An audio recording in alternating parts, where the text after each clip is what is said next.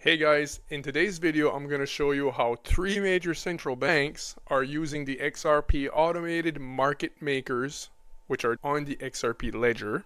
And this is being done through the Innovation Hub, the BIS Innovation Hub. So this is called Project Mariana. And Project Mariana is just one project of approximately 43 projects that the BIS Innovation Hub has. So the BIS is the Bank for International Settlements.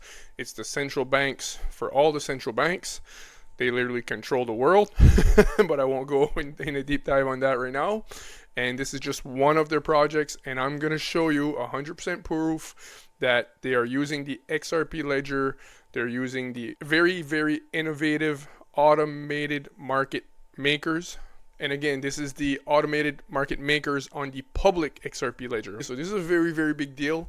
The XRP AMM are extremely advanced, and I'm going to show you literally evidence that if these three central banks are using it with the BIS, it means that all of them are going to eventually use it. And we're going to look at some crazy stuff. I know I say that all the time, but I just got a lot of crazy stuff for you. So you really, really don't want to miss this one. So anyways, if you could please like and subscribe, guys, it means the world to me. It really helps my channel, and let's get into it.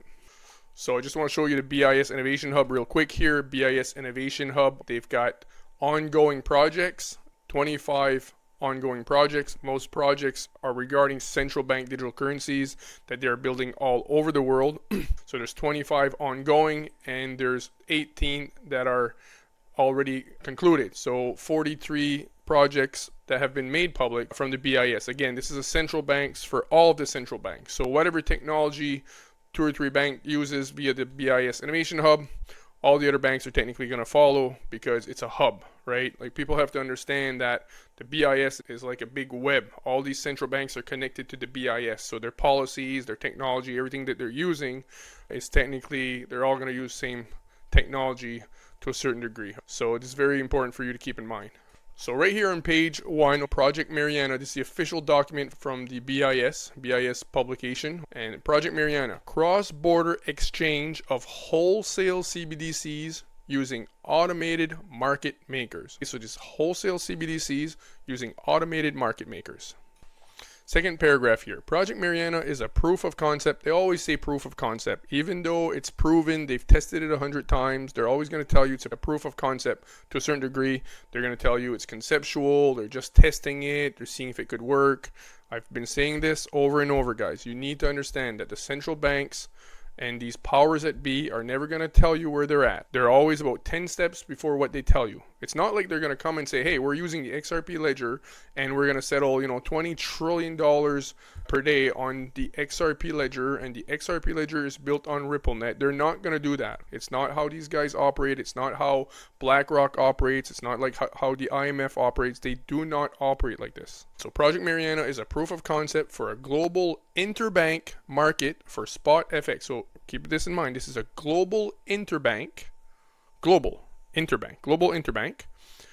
market for spot FX featuring both an AMM, automated market maker, and wholesale CBDCs, which WCBDCs. W stands for wholesale, not wrapped. It stands for wholesale CBDCs. In the proof of concept, they're way ahead of that. Wholesale CBDCs circulate on a domestic platform. Domestic would be the wholesale CBDC for that country, so it's on its country, because the CBDCs are being built on the XRP Ledger. So it's native to its country, domestic platform, and so-called bridges. The bridge is the XRP Ledger. I'm going to show this. So-called bridges allow them to be moved on to a transnational network that hosts the AMM. Isn't that interesting? So this is a transnational network, XRP Ledger Ripple, which I'm going to show in a minute. This transnational network hosts a AMM. So the automated market maker happens to be on this transnational network. Let's go see what transnational network means. Relating to or in transnational, right here.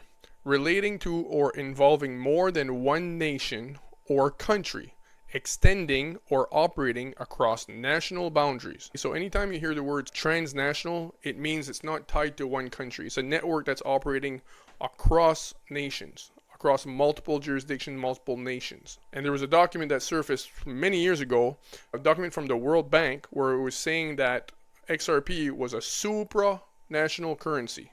It showed how all the other currencies were national currencies and sovereign currency, but it named XRP as a supranational currency. Supranational currency, again, is the same thing as a transnational currency. So here, just to show you, I asked Grok 3, is RippleNet a transnational network? Yes, RippleNet is a transnational network. It is a decentralized global payment network designed to facilitate fast, cost-effective, and secure cross-border transactions between financial institutions, payment providers, and banks across multiple countries. Obviously, you knew the answer, but I'm letting Grok give us the answer. Now let's look at the definition of the XRP public ledger now. So ask Grok, is the public XRP ledger a transnational network? By definition, yes, the public XRP ledger is a transnational network. It is a decentralized open source blockchain designed to facilitate fast, low cost, and secure cross-border payments and asset transfers across multiple countries and currencies. So the XRP ledger, which is a public ledger which all the central banks are connecting to, and RippleNet, which a variety of payment networks and banks are connected to RippleNet, is a transnational network by definition. And we don't know of any other DLT that are having multiple central bank digital currencies and numerous countries building CBDCs. There's only the XRP ledger, right? XLM does have a few, it seems, but it's not the same because they don't have, there's not as many central banks building CBDCs on the XLM because they don't have that private CBDC platform that Ripple has built for central banks. I don't want people to think that I discredit XLM and that I don't believe in XLM at all. That's not the case, because I'm always talking about XRP, so I don't want people to think like, oh, XLM, where's XLM? In my opinion, and I'm going to do a video about that, XLM wouldn't have as many CBDCs, not even remotely close, compared to Ripple and the XRP ledger, in my opinion. So right here, this document, the same document from Project Mariana, it mentions transnational. I don't know if you can see that, it's a bit small up here. Transnational, this document mentions a transnational network. It's going to be using the automated market makers of this transnational network. It mentions it 51 times. Not 4 times, not 10 times, 51 times transnational network. So 47 times transnational network, sorry. Because sometimes it says transnational platform possibly, or transnational, but the transnational network itself 47 times. So let's go through it. One here. So safe transfer of wholesale CBDC between domestic platforms and the transnational network. So it's a transnational network. It doesn't say that there's many of them. It's saying the transnational network, as in one. It's not plural. There's one main transnational network without manual intervention, which means it's automated, it's decentralized. The bridge design features controls and safeguards and ensure resilience through on-chain, bridge smart contracts, and off-chain governance models for domestic platforms and a transnational network. Again, status of the transnational network, everywhere, transnational network. And a transnational network will host the automated market makers. Okay, the proof of concept consists of 3 wholesale CBDCs platforms representing the Euro area, Singapore, and Switzerland. And so it's the Bank of France, the Monetary Authority of Singapore, and Swiss National Bank. Those are the 3 banks that are working on this Project Mariana within the BIS. Commercial banks can utilize and transfer wholesale CBDC within both the domestic platform and transnational network. Let me show you what they mean here. So this right here, this document came from the Hyperledger Foundation. I'm always referencing this document, but I could show you many other documents that have similar images that are showing the XRP ledger with a CBDC and then the commercial bank. This document came from the Hyperledger Foundation. It laid out many years ago. They were showing how they were building the Internet of Value, and it was showing the XRP ledger was the global RTGS. Every central bank has an RTGS, and then the XRP ledger is the global RTGS. So all the central banks are here with their RTGS, and this is the global RTGS. Guys, I know you've seen this before, but it's very important. Trust me, the stuff I'm going to show you in a minute, you're going to want to see this. So when they say domestic platform, they would be referring to maybe like the retail CBDC, or like the wholesale, because their CBDC is being built for that nation, right? And then the commercial banks will be using the wholesale CBDC or retail CBDC, and they'll be building tokens, tokenizing their own tokens like a JP Morgan token and Citibank token and so on. That would be domestic. So for example, the local payments and the RTGS here, that could be like technically the domestic platform. And this would be the transnational network right here. This is the XRP Ledger, because it's the XRP Ledger that allows them to go from country to country, from when they want to do cross-border. So when you want to go from euro to Canadian dollar, from Canadian dollar to peso, from peso to yuan, whatever. So that would be your transnational network, the XRP Ledger. Commercial banks can utilize and transfer wholesale CBDCs within both the domestic platform. Like I said, it can stay within the country, right? The CBDC can roam, not roam, but I mean it can circulate within the domestic. Domestic means the local country. And the transnational network. So that's what I want to show you there. So again, 47 times that it mentions transnational. They use a bridge to move, listen to this carefully guys. They use a bridge to move the wholesale CBDC between a domestic platform and the transnational network. Upon transfer to the transnational network, the wholesale CBDC adopt a uniform technical standard which facilitates their use in the automated market maker. The automated market maker, the AMM, commercial banks can instantly trade and settle one wholesale CBDC for another and generate revenue by contributing liquidity. Remember this carefully. I'm going to show you a video in a minute. So the AMM commercial banks can instantly trade and settle one wholesale CBDC for another. Do you know of any other network that you can instantly trade one wholesale CBDC for another cross-border with instant liquidity, other than Ripple, other than the XRP Ledger? You can, like I said, you can do it with XLM as well, but XLM is not gonna have a lot of CBDCs compared to RippleNet, and generate revenue by contributing liquidity. So the commercial banks, central banks, and everybody become liquidity providers on the XRP Ledger. So I'll come back to this document in a minute. So let's listen to David Schwartz right here. Shout out to Mickey Bree Fresh. If you guys want to know anything about the AMM, the automated market makers, and the liquidity providing tokens that we receive for providing liquidity on the XRP Ledger, if you want to know anything about that or anything about the Flare network, you have to subscribe to Mickey B Fresh. There's nobody that digs deeper about the Flare network. For you guys that have seen Mickey B Fresh, you know what I mean. This is the guy. If you have any questions about Flare network or the automated market maker, this is the guy you want to follow. There is no other. Nobody compares to Mickey B Fresh when it comes to AMM and Flare. So let's listen to his video. Shout out to him, Mickey B Fresh. You definitely want to give this guy a follow. And this is happening. They already built the AMM specification. All you need to do is look at David Schwartz's enthusiasm when he talks about the AMM. Near and dear to my heart, the automated market maker specification. So the XRP Ledger is a leading enabler of DeFi with features like the DEX and payments because of the design of the protocol. The XRP Ledger's DEX is built around a simple central limit order book rather than an automated market maker. But I think if you have both of them, I think this is a case where it just blows away OR. The automated market maker addresses most of the pain points that people face in the decentralized liquidity landscape today. So the DEX launched in 2012. It allowed tokenization of any kind of asset and the ability to trade and move them in just seconds on chain. It provided like globally competitive liquidity, but there was no way to get yield. And sometimes there just wasn't the sort of liquidity that people might need. So RippleX focused on differentiating our DEX with automated market making in conjunction with the central limit order book and integrated with payments so that these three features work together to provide a feature set that is unmatched. Now we have them too. Everybody else had automated market makers because they couldn't build an order book. We have our own order book because we can, and the function. So hear what he said there. He said, this is not automated market makers because everybody else has one. No.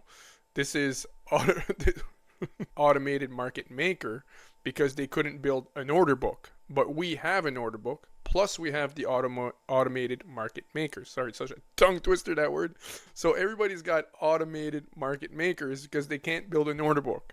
And he says, we can. So RippleX focused on differentiating our DEX with automated market making in conjunction with the central limit order book and integrated with payments so that these three features work together to provide a feature set that is unmatched. This is not everybody else has automated market makers, now we have them too. This is everybody else had automated market makers because they couldn't build an order book.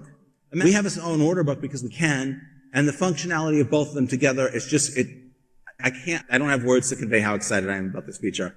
And I would love to do the whole talk on the automated market maker and get really deep in the weeds, and I'm going to have to fight myself not to get very technical because this is sort of engineering perfection that certain things have. Any one of you who's worked on something, it doesn't have to be software, it could be cars, it could be bicycles, but anything where you're building something, you reach a point where like everything works together and it just fits really nice, and you're like, yes, this is like really nice. And then there'll be a couple warts somewhere, but they really stand out because the rest of the design is so great, and we're reaching that point. So I want to talk about what makes this so amazing to me. And I will try not to get too deep in the weeds, but if you get me started after talking about this, you'll probably have to like smack me to get me to shut up. So this could really turn the volatility of a digital asset from a downside to an upside. Super excited about it. He said, it's my vision for 10 years. He even slipped up and says the pools that people will be able to draw from. That thing that I showed you is a regulated entity. It's primarily for banks and financial institutions, and they're using it inside the same regulatory framework that they're currently using. But they're settling on a digital asset that's an open platform. And the idea is that RippleNet is in service of the digital asset. Like Ripple's revenue is not coming from banks. It's it's the digital asset. That's where the value is. And that's the liquidity. The pools that will be created will be accessible to anyone. Anyone can become part of them and draw off them. So guys, David Schwartz. So he's literally the creator of Bitcoin. Like literally, honestly, if you Google search David Schwartz Bitcoin patent, you'll find a patent that he was awarded in 1989, which is the distributed computer system patent. Distributed computer system. It's pretty much the Bitcoin patent. It's technically the Bitcoin patent in 1989. While he was working for the most powerful three-letter agency in the world. You can find that on his profile on the Ripple website. Go and see the agency he was looking for. And this guy, the whole story of Bitcoin Nakamoto story that, it was invented in 2010, the white paper came out, it was this guy, we don't know who he is, and the goal was to get away from banking, get away from government. That's total BS. I can't believe that the whole crypto community doesn't know that by now, honestly. It's just... So, this is the same guy. This is David Schwartz. I mean, this is the guru of guru when it comes to building out networks and cryptography. It's unbelievable. Him, Arthur Brito, and a few other guys. So, he's literally so excited about this liquidity pools, these AMM that they've built, combined with the order book. He can't even, he said, you're gonna have to slap me to stop me talking about this. That's how excited he is about that.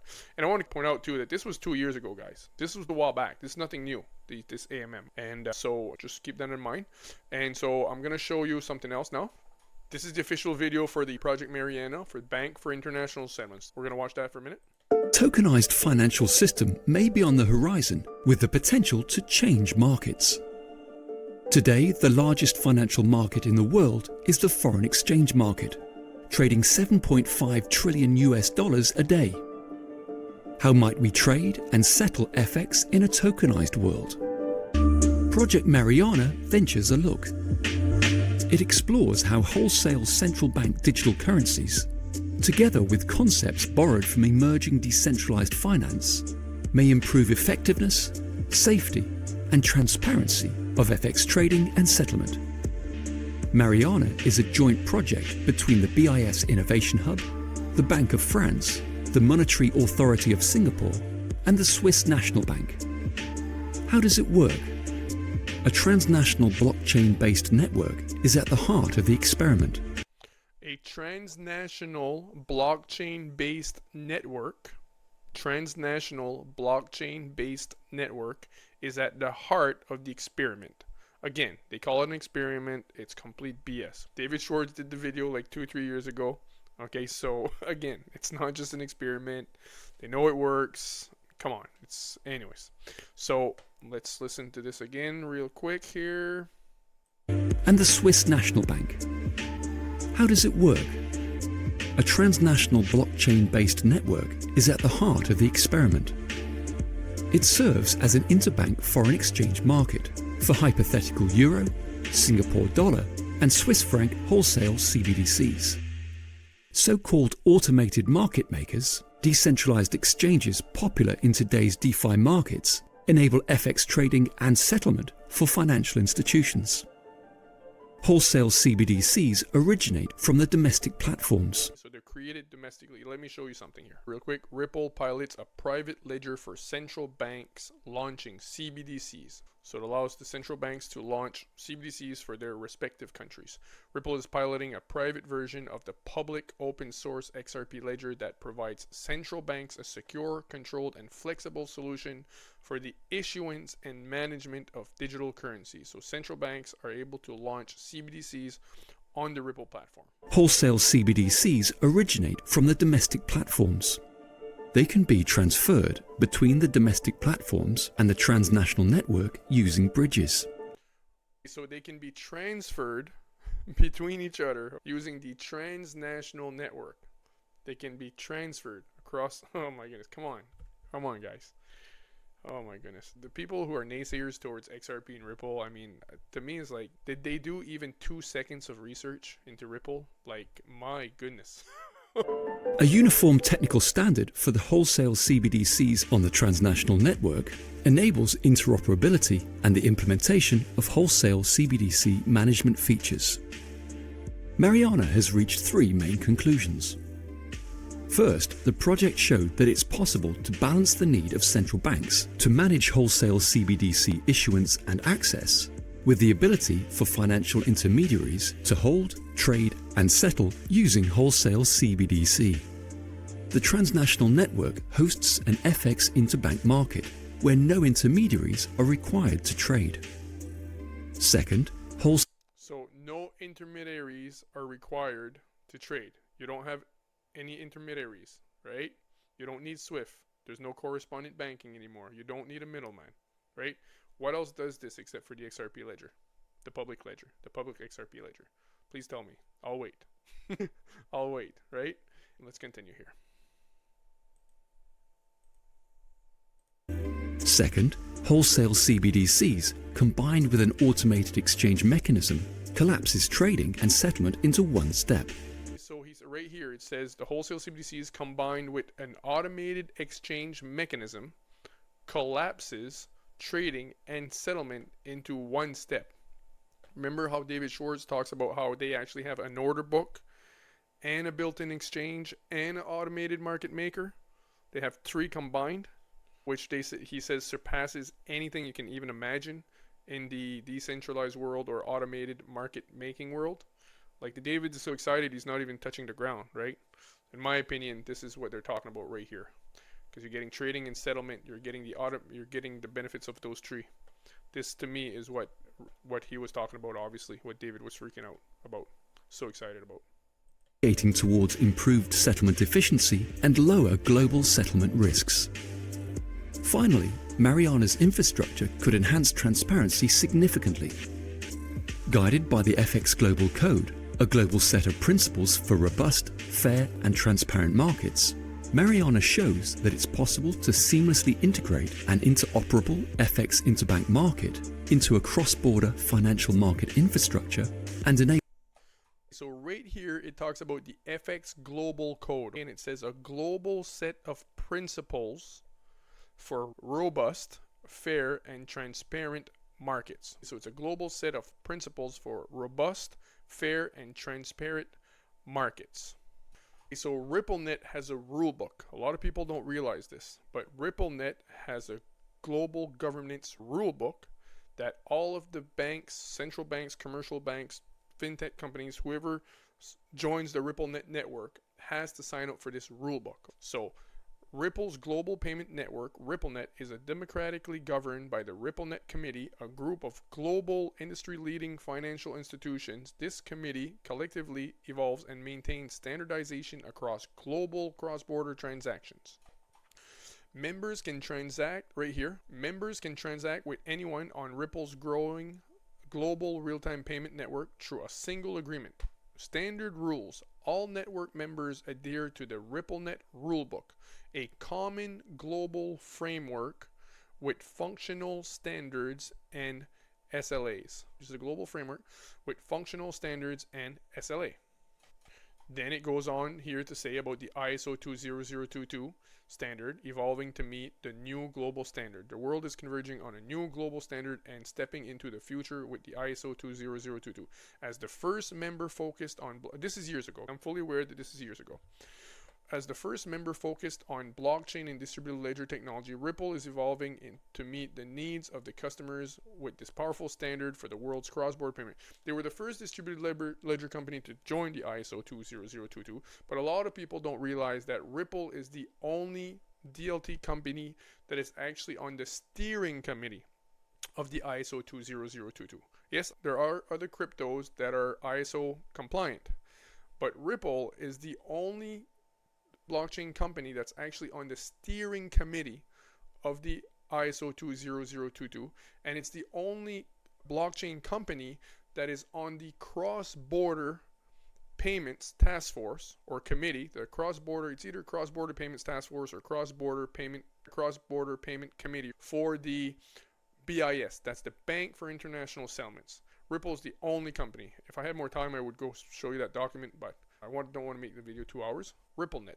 The Global Payment Steering Committee aims to create a more efficient and faster global payment systems, potentially challenging the traditional SWIFT. Okay, so I just want to show you that because it's saying that Project Mariana has a global set of principles for robust, fair, and transparent markets, and it also says that it operates on a transnational network, right?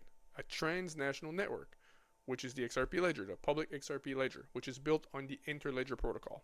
So we're going to listen a tiny bit here again. Market infrastructure and enable trading against the AMM, market bank marketable, transparent markets. Oh, and remember what David Schwartz said when he talked about trading against the AMM. We're just going to listen to what they say here, but keep in mind what David Schwartz was saying. Mariana shows that it's possible to seamlessly integrate an interoperable FX interbank market into a cross-border financial market infrastructure and enable trading against the AMM with a 3-token pool, whilst improving efficiency and reducing risks. So I'm going to go back to this document here. This is a document for the BIS. It mentions AMM, the automated market makers, 91 times. It talks about the transnational network 47 times. It uses the word transnational 57 times. It uses the word liquidity 76 times right here. I don't know if you can see that. 76 times it uses the word liquidity, and I'll use just one example here. It talks about how the use of AMMs requires the pre-funding of liquidity, and their adoption would therefore entail a significant departure from the ex-post funding deferred settlement in use in today's FX market, meaning a pre-funding account. This would like be the past. We would have to get away from this pre-funding nostro vostro account if we want to basically accomplish this new solution that Mariana has. What is RippleNet? What does Ripple do? It replaces SWIFT. It replaces the corresponding banking system.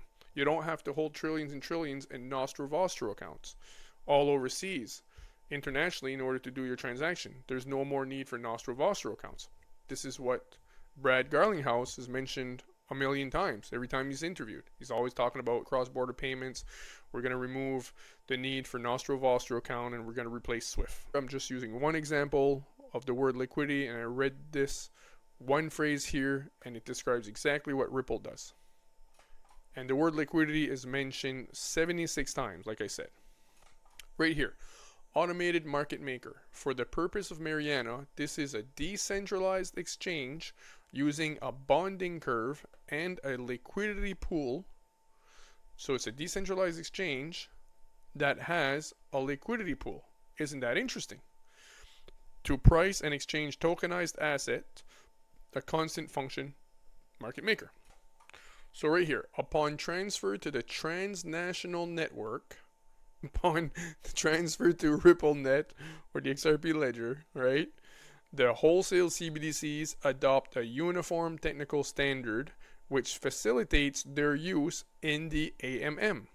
In the AMM, commercial banks, AMM stands for automated market makers. So in the AMM, commercial banks can instantly trade and settle one wholesale CBDC for another. Where can you instantly settle a wholesale CBDC one for another? Where can you go from euro to yen or from yen to peso and vice versa? Where else can you do that but RippleNet? Please, like I said earlier. Hey guys, for you guys that know Ripple, have researched Ripple for a while, you know there's no other place that you can do that. Like I said, except for XLM. You can do that a bit on XLM, but the majority of wholesale CBDCs are being built on Ripple. I'm not saying that there's none being built on XLM. It's not what I'm saying. So, commercial banks, and they can generate revenue by contributing liquidity. So that's why David Schwartz says anybody can provide liquidity for the XRP Ledger, for the liquidity pools. And here, when I ask Grok 3, tell me about Project Mariana, it says it's using DeFi concepts like automated market makers on a public blockchain. So this is a public blockchain. I'll tell you one thing, my friends, it is not Bitcoin that they're using here. My goodness. And it's not Pepe or any of these other meme coins either. And for goodness sakes, can someone please tell Michael Saylor that Bitcoin is not God's gift to humanity? Bitcoin is not the solution. It's not the chosen one. You can't even buy a coffee with it. I mean, come on. I have no issues with someone believing in Bitcoin because they're new to crypto, and it is, it's definitely better than holding fiat currencies. But for goodness sakes, Michael Saylor, talk about speaking your book. Like, there's an expression, he's talking his book, but there should be a limit to how much you can talk your book. If you don't know the expression, what I mean is when you hold an asset and you're preaching good things about the asset because you want the asset to appreciate, you want people to buy it, and you want the asset to go up. It's an expression in the investment world saying talking your book. Michael Saylor, my goodness, like, there's no way that this guy, if he really believes what he says about Bitcoin, I mean, it's an embarrassment. I mean, come on, buddy. Sorry, I'm going a little rant here. Saying that Bitcoin is the absolute best cryptocurrency and there's nothing that compares to it is a joke. It's complete insanity. Because first of all, Bitcoin was the first one, which means it's not going to be the best one. You never in history have you found that the first invention of something was always the best one. That's ridiculous. The first microwave was not the best microwave. The first car was not the best car. The first TV was not the best TV. The first plane was not the best airplane. And if you look at the internet, the first businesses, AOL, Netscapes, and all those things that people were preaching, people went all in, those ones didn't even survive. Okay, the first ones didn't even survive. I'm not saying Bitcoin's not going to survive. I'm not going to go into that whole debate. But to say that it's the best one, it's the only one, and nothing compares to it, is complete insanity. So someone please stop Michael Saylor, for goodness sakes. I don't know what's wrong with this guy, but anyways. I could go on and on why Bitcoin is not the best one. It's not scalable. You can't even buy a coffee. What are you going to do? You're like, it's a good store of value. It's like gold 2.0 at best. And I'm not trying to put down the Bitcoin community or anything like that. It's just, I have to speak the truth. I have to be honest. If someone has been in cryptocurrency for 5 to 10 years and they're still telling their community that they need to buy Bitcoin and Bitcoin's the best one, is the only one, I think that is extremely irresponsible. Extremely irresponsible. Because Bitcoin is 1,500 times more expensive than, for example, a project like Quant. The market cap of Bitcoin is 1,500 times more expensive than a project like QNT, and it's way more expensive than XDC. The market cap is way higher than XRP. I'm just giving 3 examples of cryptocurrencies that have so much utility compared to Bitcoin, and they're all like 100 times or 1,500 times cheaper than Bitcoin. So my issue is, if someone's new to cryptocurrency, it's fine. If you're saying Bitcoin's the best, you're new to cryptocurrency, you're thinking Bitcoin's the best, it's normal. But if someone's been in cryptocurrency for many, many years and they're still preaching to the community, saying to the community that Bitcoin is the best, I'm sorry, man. Like, oh my goodness. It's just wrong. It's just wrong. Like, do more research or stop lying to your community, or just, it's just ridiculous. It's morally wrong. It's just complete insanity. Nobody's going to put $5,000 in Bitcoin and become rich. The market cap's already 1.5 trillion or 2 trillion, probably 1.5 today, I'd have to check. But I'm not saying that it might not go to 500,000 or a million or even 2-3 million eventually. It could. I don't know if it will, but I mean, we'll probably go to 500,000 or a million. But the idea that, Bitcoin's number one. Anyways, I'll stop the rant for now. All right, my friends. So right here, this is your transnational network, my friends. Here, you see how XRP is sitting right in the middle, and any country, commercial banks, countries can settle from one currency to another, from one CBDC to another, like this. This is the old system here. This is the correspondent banking system. It's just a mess. It doesn't work. It has, anyways, a bunch of stuff I could explain, but it takes forever. It just doesn't work. It's obsolete. This is a new system here. This is your transnational network right here. XRP in the middle. So now I'm going to show you a video here. So this is one of the head guys at the BIS. So I think this is the head technologist, head of technology for the BIS. And he's going to describe the unified ledger, and he's going to explain how the unified ledger replaces SWIFT. And we all know that Ripple replaces SWIFT. I'll show you a million clips of Brad Garlinghouse saying, we're replacing SWIFT, we're replacing SWIFT. So the unified ledger, the shared ledger, regulated liability network, regulated settlement network, the regulated internet of value, which is what it was originally called, but they changed the name because they can't say that. Everybody knows that's Ripple. Those 5 different terminologies, including the Finternet, this is all the XRP ledger. They're using different names to confuse you, like I've said a million times in my videos. Excuse me. And I'm going to keep repeating that. So all of these different words that they're using, it's all the XRP ledger. But Quant Overledger provides the programmability for the money and for the unified ledger. But Quant Overledger is not the unified ledger. And Quant Overledger is not the Finternet. But it is extremely complementary to the Finternet. So I just want to say that for any of you that are in the quant community that are thinking that the unified ledger or Finternet or shared ledger is quant, it is not. Those kind of applications, the canonical application there would be payment versus delivery, where you pay if and only if the seller of the asset would then deliver the security or whatever the asset might be. So these kind of transactions currently are done separately. So there's a messaging network, and you're familiar with SWIFT, probably. But the settlement is done separately through the bookkeeping operations along the chain of financial intermediaries. But if we have the unified ledger that have both central bank money and commercial bank deposits all on the same platform, we can have all of those transactions take place instantaneously at the same time. So keep in mind, this is the same institution. This is the Bank for International Settlements, the BIS. This is a guy from the BIS talking about unified ledger replacing SWIFT. This is the same institution that's hosting Project Mariana that I was showing you earlier. Project Mariana is talking about a transnational network where all the central banks in the world can do cross-border payments. They can settle wholesale CBDCs against one another and using automated market makers. So I'm going to show you something else really important here. So this is a document coming from Deutsche Bank, however you pronounce that. Right here, it talks about the regulated liability network. And it talks about how the first time they ever mentioned the regulated liability network, they called it the regulated internet of value. But they changed the name. So let me read this because this is very important. And they're going to show how it used to be called the regulated internet of value. But they don't say that anymore because everybody knows that's Ripple, right?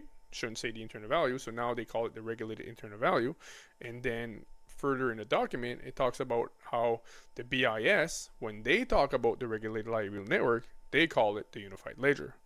Therefore, technically, the BIS, the guy that I just showed you, and the same institution that created Project Mariana that I showed you, when they talk about the internet of value, the regulated internet of value, which is technically Ripple, right?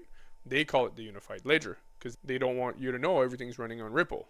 So, in essence, the regulated liability network is an interoperable network of commercial banks and central bank liabilities. You don't say. Like a transnational network, maybe? Huh? Kind of sounds like it, right? Of course it is. The aim of the infrastructure is to improve national and international payments by using distributed ledger technology. Oh, what a coincidence. The concept originates in the article entitled The Regulated Internet of Value, published by Citigroup in 2021. First time it was mentioned, it was called The Regulated Internet of Value. Representatives from various industries came together in 2022 to publish a white paper fleshing out the idea of the regulated liability network. And then it goes on to say here, the idea behind regulated liability network is an interplay of various tokenized forms of money on a common platform. Has already been taken up on several occasions. The Bank for International Settlements, the BIS, the institution we just talked about for the last 40 minutes here, the BIS describes the idea of a common programmable platform on which tokenized forms of money circulate as holding great promise. Instead of RLN, the BIS uses the term unified ledger. Instead of RLN, the Bank of International Settlement uses the term unified ledger. So, the Bank for International Settlements, when they talk about the Internet of Value, the regulated Internet of Value, because that's what it used to be called, they call it the unified ledger, right? And I just showed you a video how he was saying that the unified ledger replaces SWIFT. It would make sense because Ripple replaces SWIFT, and Ripple is the Internet of Value. Are you following, my friends? Right? Pretty obvious. Pretty obvious. When you start connecting dots and you do enough research, it's pretty obvious. But we still have some so-called crypto gurus saying that Bitcoin is the chosen one. Alright guys, thank you so much for listening to my rants and for listening to my sarcasm. And thank you so much for watching. Please like and subscribe. I really appreciate it if you like and subscribe. It really helps my channel. And again, thank you all for your support and all the kind comments that you're leaving. And wishing you a great day, great evening, great night, wherever you are. And God bless you so much. Ciao for now.